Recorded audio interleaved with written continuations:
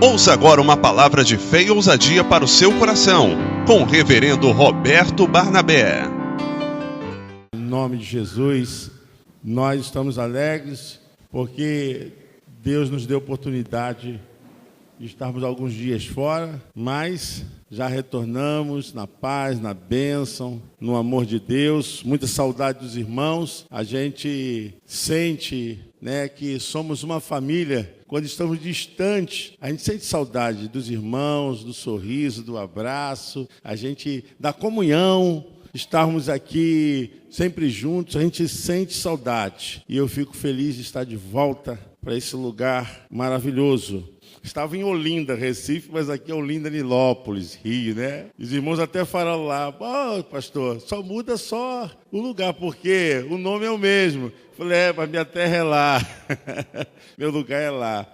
Eu fico feliz de estar aqui com os irmãos. E a gente sempre percebe que o amor de Deus, ele transcende todo entendimento, né? Porque o amor é uma ação de Deus de maneira subjetiva, porque quem pode medir o amor? Quem pode pesar o amor? Quem pode aqui dizer assim, o meu amor é de um tamanho? Não tem como você mensurar, porque é algo subjetivo, né? A gente carrega o amor de Deus dentro da nossa existência, dentro da nossa experiência de vida, de reformados, transformados. E é muito importante, porque quando você está com esse amor, por onde você for, você carrega esse amor maravilhoso. Ele é transmitido, através do toque, através do olhar, através das palavras. Olha, seja cheio do amor de Deus, porque é isso que mais interessa para Deus. Você ser usado como instrumento do amor dele para a glória dele. Amém?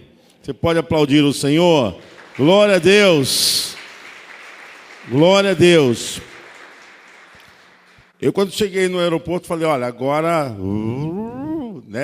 para o filme. A gente volta totalmente à dinâmica dos nossos trabalhos, das nossas ideias. Então, irmãos, eu só quero lembrar vocês que domingo que vem, nós vamos ter o nosso café da comunhão, junto com a jornada para Jerusalém, o Ministério de Jesus. Então, nós vamos fazer aquela comunhão, vamos trazer o que a gente puder, quem gosta de fazer bolo, quem tem condições de fazer alguma coisa, quem pode trazer um suco, quem pode trazer uma tapioca, Tem irmãs aqui que fazem bem.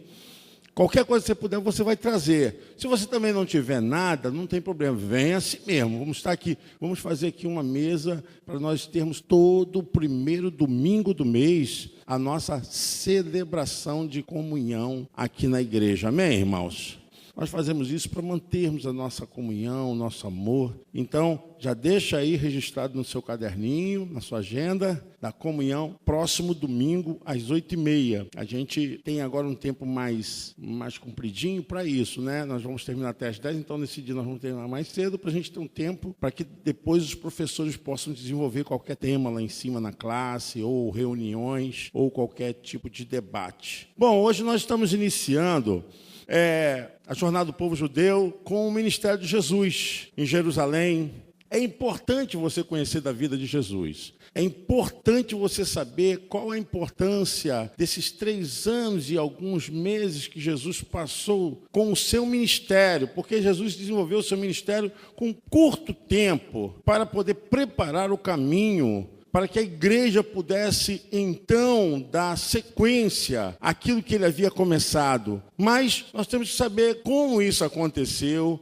E uma das coisas assim, que mexe muito com o ministério de Jesus, que Jesus sofreu muita rejeição, mas também foi amado por muitas pessoas. Jesus foi acolhido por muitas pessoas, mas no topo das autoridades, tanto civil como espiritual, Jesus foi muito rejeitado. Mas ele não parou a sua obra, ele não parou o seu ministério. É importante que você entenda isso, que o ministério que nós desenvolvemos é um ministério similar, a similitude do ministério de Jesus. Então, o nosso ministério, quando eu falo ministério, Não pensa em cargo da igreja não, tá? Não pensa em título da igreja não. O ministério é aquilo que Deus colocou no seu coração, na sua alma, para você fazer. A igreja só chancela. Mas o ministério, cada um aqui tem pelo menos um ministério. Então, você desenvolve esse ministério como Jesus desenvolveu. E muito pelo contrário, Jesus não teve apoio daqueles que deveriam dar o verdadeiro apoio, que eram as autoridades da igreja na época, né? Nas sinagogas e no templo. Então, a gente percebe que o nosso ministério, ele não é dado pelos homens. O nosso ministério é dado por Deus. Já está dentro de nós. O ministério já está dentro das nossas vidas. E muito pelo contrário, a gente acha que o ministério, se bem-sucedido, tem que ter a aprovação dos homens. Tem que ter a aprovação dos homens, mas primeiramente tem que ter a aprovação de Deus. A gente às vezes pensa que o ministério bem-sucedido é aquele que não tem problema, é aquele que não tem dificuldade. Não é isso. Ao contrário. Olha, quando Isabel estava grávida de João Batista, a Bíblia diz que o anjo foi até Maria. E quando chegou, disse: mulher agraciada, o Senhor é contigo. E ela reverenciou o anjo e recebeu a notícia. Quando ela recebeu a notícia, ela: como poderei eu ser grávida, estando noiva? E o ritual judaico impedia qualquer relacionamento sexual no tocante à proximidade desse compromisso, que era o noivado. Então, ela seria muito rejeitada, envergonhada, mas ela falou: como poderei eu ser grávida? Porque ela sabia do ritual. Mas o anjo falou: olha, sei que o Espírito Santo repousará sobre ti, e o ente querido que estará no seu ventre será obra do Espírito Santo. Porque ela disse: eu sou virgem, como serei grávida? Então, ali foi uma obra virtuosa, uma inseminação espiritual, né? E Maria foi usada como instrumento para que, então, os propósitos de Deus, o ente querido, espiritual, pudesse vir não de uma junção carnal, não de um relacionamento que pudesse ter desejos humanos, mas ali foi o próprio desejo de Deus. Para que Jesus se tornasse um de nós, ele teria que viver também como um de nós. Teria que sentir o processo. Jesus teve o mesmo processo que qualquer pessoa tem do desenvolvimento mental, emocional, físico, psíquico. Todo esse processo, como qualquer criança, qualquer ser que entra por essa vida civilizatória. Então Jesus passou por todo esse processo. Mas o seu ministério mesmo começa aos 30 anos de idade, embora ele já cedinho, com 12 anos, estivesse ali no templo debatendo com os mestres, né, a respeito da Bíblia. Então a gente entende que Jesus começou a estudar cedo. Muita coisa que as pessoas ignoram, muitas coisas que as pessoas não entendem. Jesus não agiu como Deus, ele agiu como um homem cheio do Espírito Santo, mas ele precisou entender, viver e passar por esse processo pedagógico que a vida transforma o ser humano. Jesus teve que aprender. Então, essas coisas são importantes para nós, né? Como Jesus viveu na sua infância, praticamente apagado da Bíblia. A gente não sabe, só sabemos aquela parte que ele é perdido no templo, e Maria e José o procuram, e quando o acham, estava debatendo com os mestres. Mas, realmente, há um hiato, né? Há um buraco vago aí sobre a vida de Jesus. Aos 30 anos, ele então se separa de Maria e José e reconhece que era o ente de Deus e agora tinha que se cumprir o seu ministério. E se inicia um ministério muito complicado, porque sediava agora o domínio de Roma.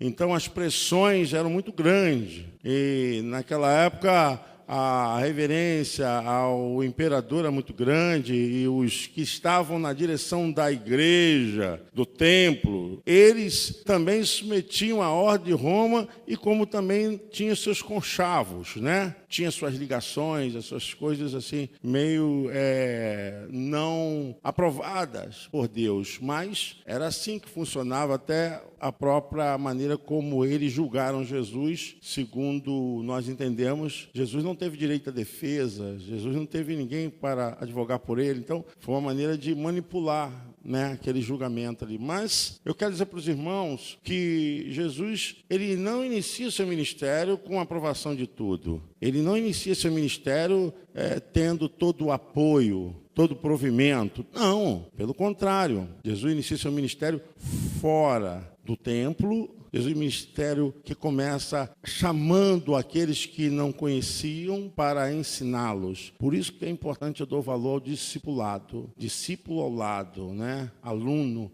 Jesus, então, começou o discipulado, a trabalhar, a ensinar, a convencer pessoas a respeito do ensinamento. Então, nós vamos caminhar um pouquinho, vamos tratar algumas coisas, e hoje vamos falar a respeito de rejeição, que Jesus também enfrentou. Como lidar com a rejeição? Eu faço uma pergunta a você. Como você lidar com os aspectos de rejeição que você tem? Que você acha que é um rejeitado? Que você acha que é deixado de lado, que é escanteado? Como você lidar com esse sentimento de que coloca você como se fosse uma pessoa excluída? E a gente vai ver que esse sentimento também foi um sentimento muito comum no ministério e na vida de Jesus e dos seus apóstolos. Foi algo que caminhou com eles. Como lidar com a rejeição? Então nós vamos caminhar aqui. Vamos ler o texto bíblico. Existe aqui uma passagem importante. Nós vamos fazer essa leitura. Lucas, capítulo 4, versículo 14 ao versículo 30. Pode passar aí para aí? Isso, ótimo. Os irmãos estão vendo aí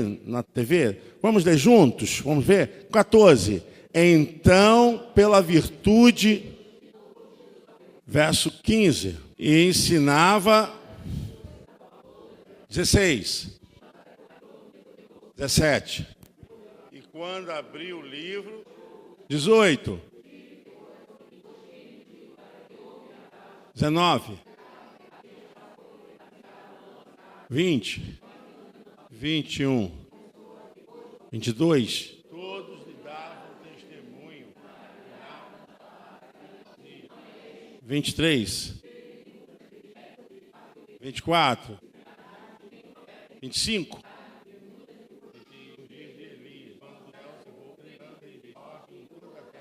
26. A Bíblia relata que Jesus foi à sinagoga da sua cidade. Era muito comum, porque as sinagogas surgiram no período que o povo estava no cativeiro, que eles tinham um tempo para meditar e continuar o processo religioso. Então, as sinagogas eram importantes porque eram pequenos núcleos onde tinha um líder espiritual e ali aconteciam lições, aconteciam também de forma até civil e pedagógica, um ensinamento judaizante. Então, quando o povo saiu do processo do exílio, o povo continuou a praticar essa forma de ensinamento. Eram pequenos núcleos descentralizados do templo, mas que eles estudavam a Bíblia, oravam e tinham ensinamentos também civil. Jesus também recebeu esse tipo de ensinamento. E, como era costume, Jesus foi para a sinagoga após ele ter sido passado pelo período de tentação pelo diabo. Ele foi para a sinagoga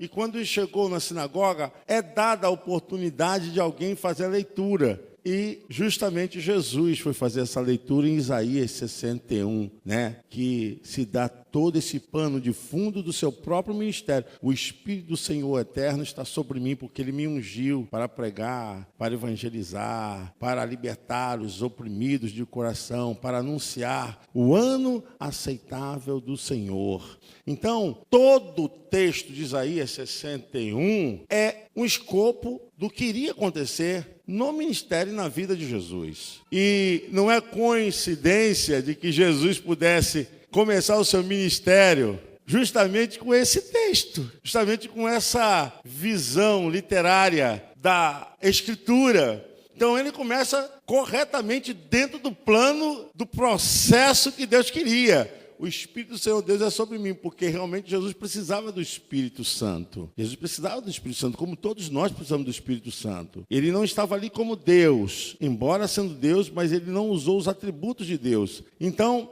ele entra nesse escopo do projeto de Deus. E dentro dessa visão, ele lê justamente o texto de Isaías 61, o Espírito do Senhor Deus está sobre mim. Então, trouxe realmente um movimento contrário, porque ele se colocou no lugar de Deus. Todos que estavam ali na sinagoga sabiam muito bem que a narrativa daquele texto era para a celebração do Messias, do enviado de Deus. E Jesus se coloca, ele entra dentro desse processo e diz, olha, sou eu. E ele começa, então, a anunciar o plano de Deus. Então, Jesus entra desse processo e participa da celebração no templo, e as expectativas surgem e as coisas começam a serem ministradas de forma que isso levanta uma conspiração contra a sua vida e o seu ministério. Então, a gente vê, volta lá, há uma pergunta ali, volta lá, irmã. Quando você participa das celebrações no templo, quais expectativas surgem no seu coração? Vamos ver a resposta. Vamos lá, irmão? Vamos dizer juntos? Aprendizado, consolo, adoração ou serviço a Deus. Então, quando você estiver no templo, quando você estiver na casa do Deus vivo, o que tem que vir de expectação para a sua vida é justamente isso. Olha, eu estou aprendendo, estou sendo consolado, estou aqui adorando e estou a serviço de Deus. Essa é a visão. Cumprimento das Escrituras. Jesus leu a passagem de Isaías 61, verso 1 e 2. E também de Isaías, acho muito importante essa passagem porque ela fortalece o ministério de Jesus. Isaías 58, verso 6. Vamos ler juntos? O Espírito do Senhor Deus está sobre mim.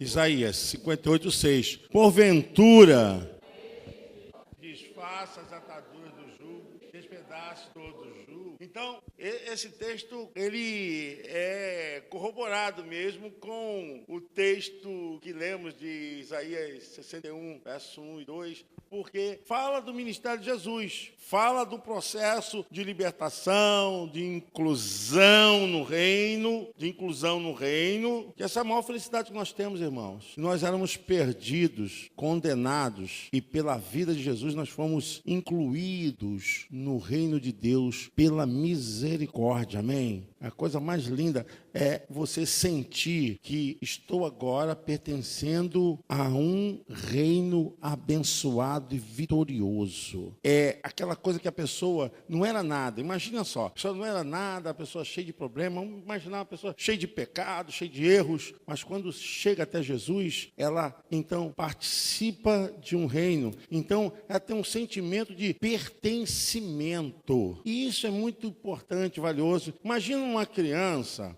que não tem os seus pais, um órfão. Aí alguém chega assim, não, a partir de hoje você vai ter um nome, você vai ter uma casa, você vai ter realmente uma família. Isso, pela visão espiritual, foi o que aconteceu conosco. Então, passamos a ter uma família. E é através desse processo da libertação. O profeta Isaías usa metáforas para falar da sua missão, a missão dada para Jesus, dada por Deus para proclamar a libertação dos que estavam sendo oprimidos e sobrecarregados. O profeta é um ministério capacitado pelo Espírito de Deus. Então, o profeta, ele tem a sua incumbência em profetizar. Profetizar, de acordo com Paulo lá em Coríntios, capítulo 14, profetizar é você anunciar, você pregar, você revelar. Então, todos aqueles que pregam,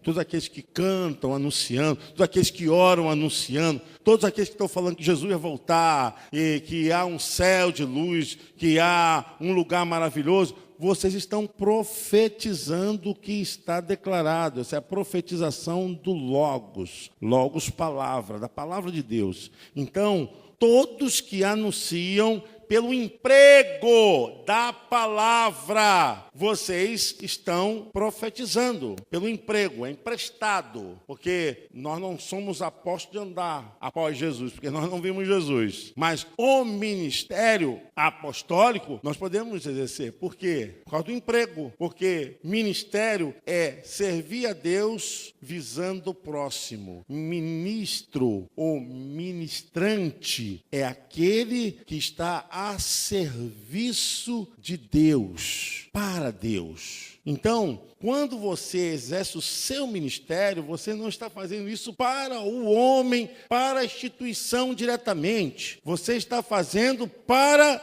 Deus. Gente, isso é muito simples. Isso não deve evocar nenhum atrito, nenhum tipo de ciúme no meio da igreja, porque eu não estou fazendo para o irmão Wilson, não estou fazendo para o irmão Daniel, não estou fazendo aqui para a pastora Tânia, eu estou fazendo para... Amém? Você pode aplaudir o Senhor? Para Deus. Isso é importante você entender. Olha, Jesus faz a leitura do texto e afirma que ele era o Messias enviado de Deus para evangelizar os pobres, proclamar a libertação dos cativos, restaurar a vista dos cegos, libertar os oprimidos e pregar. Hoje é o tempo da graça. Os irmãos sabem o que é graça? Amém? Graça é um perdão não merecido. É sermos amados quando não merecíamos sermos amados e nem acolhidos. Então, na graça, eu não mereço, eu preciso. Ninguém aqui merece a graça, porque, ao contrário disso, todos nós estamos condenados em delitos e pecados. Diz Efésios 2:1. Então, pela graça sois salvos, verso 8. Isso não vem, é dom, para que ninguém se glorie. É dom de Deus. A salvação é dom de Deus. Pode voltar lá. É que eu quis deixar isso bem enfatizado sobre graça. Então, hoje é o tempo da graça salvadora. Todos devem alcançar essa graça. Todos precisam dessa graça de Deus. Por intermédio de quem? Jesus. Jesus é o intermediador. Não existe nada que possa assumir o ofício do que ele operou por nós. Nesse caso de salvação, só por Jesus. Pode passar. Onde você acha que é mais difícil ser aceito como uma pessoa digna e de valor especial? Não bota ainda. Uma pergunta que eu faço. Para você, Carlos Eduardo. Para você, irmão. Para você. Todos aqui. Onde você acha que é mais difícil ser aceito como uma pessoa digna e de valor especial? Eu vou dizer uma coisa para vocês. Dentro da visão bíblica, a gente viu que os grandes homens de Deus tiveram dificuldades no ambiente em que viviam e cresceram. E é justamente lá que a gente vai ter as primeiras dificuldades para deslancharmos em toda a nossa vida. Pode colocar. Resposta. Vamos ler? No lugar... Marcos 6, verso 3. Jesus até tentou, Carlos Eduardo. Jesus fez, porque seria até uma forma de depois ser até acusado. Mas Jesus tentou em Nazaré, porque foi onde ele cresceu, foi onde ele fez amizade, foi onde ele teve pessoas que o viram desenvolver toda a sua vida física, emocional, espiritual. Foi onde ele teve experiência com as pessoas, mas foi onde ele sofreu mais rejeição. Mais rejeição. E eu digo para vocês, não pense que é diferente. Se a Bíblia está dando para nós uma visão a respeito de rejeição, o núcleo dessa manifestação de sentimento é justamente no ambiente onde a gente convive mais. É claro que depois eles reconheceram, estou falando inicialmente, depois eles reconheceram, mas inicialmente houve um entrave, houve ali um impeditivo muito forte, né? Que a própria Bíblia diz que Jesus não pôde fazer muitos milagres por causa da fé deles. Eles rejeitaram, né? E, se eu não me engano, tem um texto aqui, pode passar agora. Ó, vamos ler juntos? Agora, Marcos 6,3. Não é este... Então, se a gente fosse dar aqui um sintoma para Jesus, de acordo com o DSM, né, que é o Manual de Transtornos de Doenças Emocionais, o pessoal chama Jesus de esquizofrênico. Ué, como que esse diz Messias te diz isso tudo? Ele é irmão de Tiago, de José, de Judas. Agora ele está se declarando ser uma pessoa que a gente desconhece. Então, houve uma rejeição. Houve ali uma forma de impedir o ministério de Jesus. E a gente vai ver que Jesus tentou iniciar o seu ministério ali. Tentou. Mas, irmãos, o que a gente tem que entender nesse processo de andar com Deus, de sermos discípulos de Jesus, é que Deus dirige as nossas vidas, amém? Deus dirige a sua vida. Diga comigo, Deus dirige a minha vida. Não tem essa, aonde Deus te mandar, tu irás fazer. Tu irás realizar a obra do Eterno. Então, as circunstâncias sentimentais, elas podem até se levantarem. Como se levantam, gente? Como se levantam? Dentro do trabalho, dentro de casa, na roda de amigos, sempre tem ciumada, tem gente que provoca uma irazinha, uma discussãozinha, mas você tem que entender que isso faz parte do processo para a realização do objetivo maior, que é a vontade de Deus. Amém? Você pode aplaudir o nome do Senhor? Glória a Deus!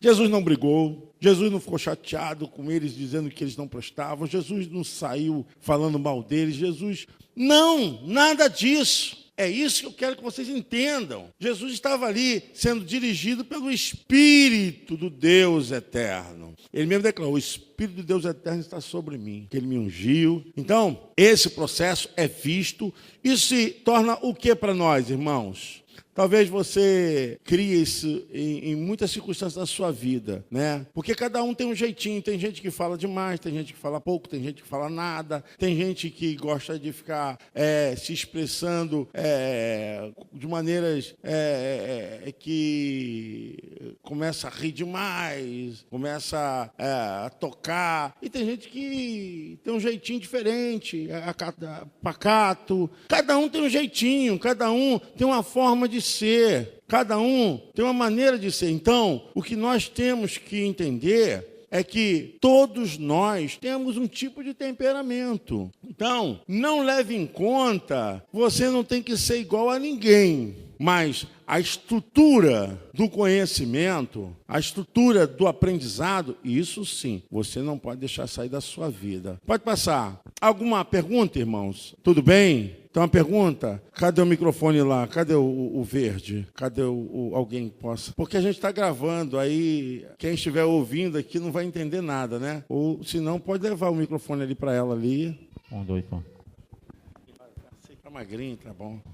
Pode. Paz, Senhor. O pastor Judas era irmão de Jesus? Sim, não Judas o Iscariote. Ah, tá. Tá? Então, esse Judas aí é outro, né? Eu vou dar uma lição aqui a respeito dos irmãos de Jesus. Nós vamos falar sobre eles, tá? Mas boa pergunta, Flávia. Esse Judas aqui era o filho de Maria. Depois do processo do nascimento de Jesus, né? Que ali foi obra do Espírito Santo. Mais alguém quer perguntar alguma coisa? Mais alguém? Não. É bom que pergunte, irmãos. É bom que pergunte, tá? Esses são os irmãos de Jesus que aí que está. Vocês sabiam que os próprios irmãos de Jesus se levantaram contra Jesus? Os próprios irmãos de Jesus. Nós vamos ver isso. Os próprios irmãos de Jesus chamaram de louco. Mas tu vê, né? O caso que eu falei para vocês da classificação do DSM, né? Mas chamaram Jesus de louco. Você está louco. Bom, em Nazaré, todos tinham conhecimento da vida de Jesus, do começo humilde, como filho de José. Mas José era um pai que estava assumindo a responsabilidade civil, emocional, mas a responsabilidade espiritual de Jesus já estava desde o seu nascimento. Ele veio para ser o Messias, tá? José é o carpinteiro. Pode passar. Bom, ele afirmou coisas extraordinárias e eles ficaram perplexos, críticos, amargos e céticos diante da veracidade das palavras de Jesus. Já falei com vocês. Jesus cita um provérbio conhecido: nenhum profeta é aceitável em sua própria terra. Porque, de certa forma, esperavam que milagres realizados em outras cidades também ocorresse ali. Mas não ocorreu por causa da incredulidade desse aspecto ascético, descrente. Jesus não pôde fazer maravilhas em Nazaré pelo fato de haver sido rejeitado, por causa da falta de fé e por causa da hostilidade daqueles que ali habitavam, porque se levantaram, falaram palavras duras para Jesus. Como você lida com os sentimentos de rejeição? É uma pergunta que eu faço a você. Recua e desanima? Fica calejado e indiferente? Revida? Fala deles? Pode passar. Conclusão. O lugar mais difícil para alguém famoso ser respeitado é entre as pessoas com as quais cresceu. Onde nascemos, as pessoas conhecem nossas origens e se apoiam nelas para nos honrar ou escarnecer. Somente uma vida totalmente dependente, isso que eu falo para vocês, dependente, cheia do Espírito Santo de Deus, saberá lidar com a rejeição, porque a rejeição cria um buraco enorme e que vai caindo. É como se a pessoa caísse num abismo e não tivesse aonde se segurar, se apoiar, vai caindo. Então, é um lugar muito terrível, que não tem como a pessoa se segurar. Somente uma vida totalmente dependente, cheia do Espírito Santo de Deus, saberá lidar com a rejeição e a honra diante de seu testemunho como nascido de novo. Quem andou no controle de sua vida nesta semana? Foi Deus ou os seus sentimentos amargos? Foi Deus ou foi a sua ira? Foi o Espírito Santo ou foi a sua raiva? Quem andou durante essa semana controlando a sua vida? A gente vai percebendo, irmãos, que essa questão dos evangelhos, como nós estamos lidando agora, os evangelhos têm uma preponderante responsabilidade de trazer como Jesus andou, viveu, fez, para que pudéssemos, então, caminhar como ele caminhou. É a similitude, a semelhança. Então, nós temos o Evangelho que nos ensina a sermos semelhantes a Jesus. E eu pergunto a você mais uma vez, quem andou no controle de sua vida nesta semana? Eu penso que para isso acontecer, nós precisamos primeiro encarar que existe algo que precisa ser mudado em nós, algo que precisa ser transformado em nós. Porque se a pessoa não reconhecer que está enferma, que está com problema, ela jamais receberá aquilo que precisa para poder ser curada, porque o processo da cura é justamente no reconhecimento. E a gente vai ver, isso aí pode passar. O fim, obrigado. A gente vai ver como Jesus saiu dessa situação. Deus falou, vocês não me querem aqui não, vocês não aceitam esse trabalho. Bom, eu estou sendo um problema para vocês, então fiquem com Deus. Deus abençoe vocês. Jesus foi para outros lugares. E a obra foi feita, irmãos? A obra de Jesus foi feita? O problema estava em Jesus? Esse é o grande viés que a gente tem que entender. Quando aquilo não é um problema seu, com certeza aquilo não vai pesar mais em você. Aquilo não vai te doer mais, não vai te criar processo de aflição. Então, o que Jesus fez? Jesus quis fazer muitos sinais e maravilhas ali, mas como não foi aceito, ele, é claro, manteve a sua relação com aquelas pessoas, manteve, mas não se ateve àquilo, não deu valor mais àquelas palavras, não ficou mais insistindo, né? Aí a Bíblia fala que Jesus fez o seu ministério em Cafarnaum. Cafarnaum se tornou, então, o lugar onde Jesus colocou o seu quartel-general, onde ele tinha as suas bases, né, de liderança, as suas bases de ensinamento, e dali Jesus ia para as outras cidades, sempre voltava para onde? Para Cafarnaum, e aonde muitos milagres e sinais, maravilhas aconteceram. Então, nós aprendemos uma lição hoje a respeito de como lidar com a rejeição. Sermos semelhantes a Jesus. Temos um coração cheio do Espírito Santo. Nós somos ministros, e quem ministra para Deus é usado por Deus para o fim de alcançar as pessoas. Então, seu ministério é aprovado por Deus e chancelado pelos homens. Mas o mais importante disso tudo é que você não deixe de fazer aquilo que o Espírito Santo colocou na sua vida.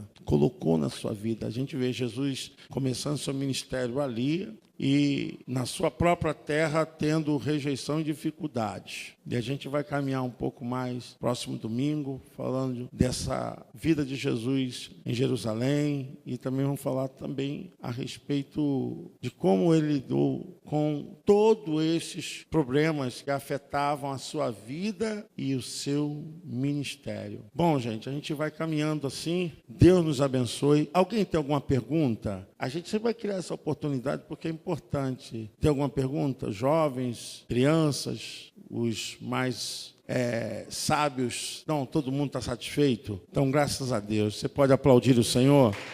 Glória a Deus.